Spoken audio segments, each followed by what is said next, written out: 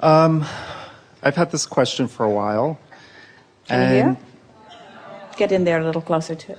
I'm wondering what intuition is, and when you get a thought that stays with you, and it isn't something that's happened, so maybe it creates an emotion.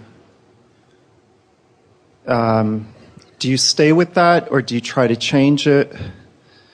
And I guess most importantly, what is intuition? Is it? Well, let's talk about what it is first, and then we want to talk about what we would do if we were standing in your physical shoes and we were feeling it or getting it. We've been talking about momentum, and we've been talking about getting onto that high-flying disc and practicing it long enough that you really are it, that you own it, that you're stable there.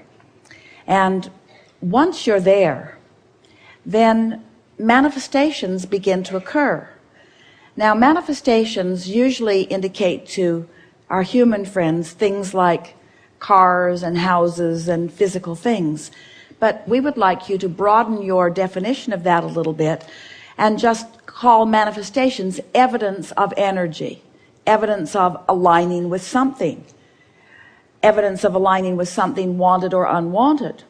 So we said yesterday that once you're in alignment, once you've really got that momentum going, and let's say in this case you're in alignment with that high-flying pure positive energy, the first thing that happens is emotions come as indicators, and we want to call the emotion a manifestation.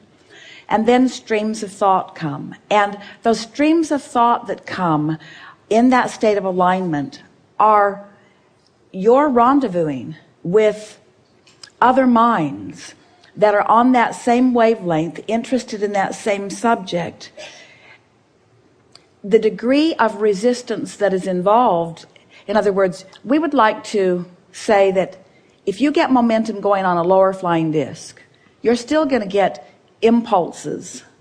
You could call it inspiration, but let's not for a moment. Let's say impulses of thought. And let's save the inspiration word for that high-flying disc. In other words, that's the way we would like to define inspiration, because it's coming from within. It's an inspiration that is coming from within.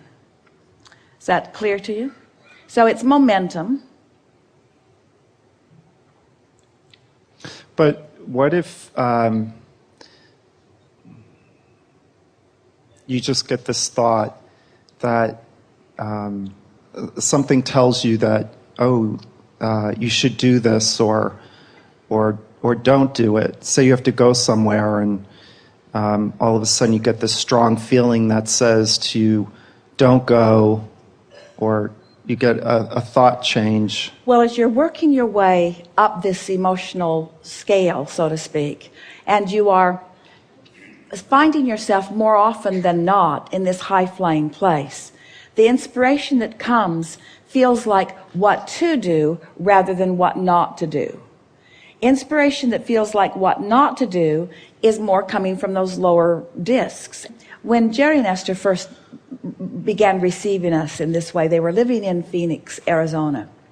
And other friends, a very small group of friends, were aware of Abraham. Esther didn't want anybody to know. It was a little weird. And so one night, some friends and Jerry and Esther decided to play a game. And Esther said, you guys go hide somewhere in the city, and we'll get Abraham to come and find you. And they were living in different parts of the city, and no cell phones at the time. And so the agreement was, you go hide, and this is our agreement to each other. We will not stop until we find you, even if it takes all night. But if the sun is up and we have not found you, then the game is over. That was the only agreement that they had. And so Esther in those days was not speaking fluently like this. She was receiving on the typewriter, and we said to her, we will give you the impulse of go this way or go this way. They would come to an intersection and Esther would say, it feels that way. It feels that way. Or it feels that way. And sometimes she would say, don't go that way. But it's a subtle difference, isn't it? If it feels like that way, then isn't the implication don't go that way? So you just sort of begin to play with this. If it feels like go that way, then go that way. If it feels like you're being called to something, that's an indication that you are in that higher flying vibration. But if you're getting those guarded sort of feelings, I shouldn't go there, that's an indication that you're not quite there. So we'll tell you the rest of the story, even though we've answered your question already. So hours went by. Esther would get the impulse. They found themselves on Camelback Road behind the Mountain Shadows Resort, sitting by the dumpster. And Esther said, I'm sure this is where it was, but they were not there. And then they would move to another part, and then to another part, and to another part. They filled up the car with gas twice. And then they found them. And Esther said, that was not fun, and we're never going to do that again. I didn't think it would take so long. And she said, first we went there, then we went there, then we went there. And they said, we were at all of those places, but we felt the impulse to keep moving.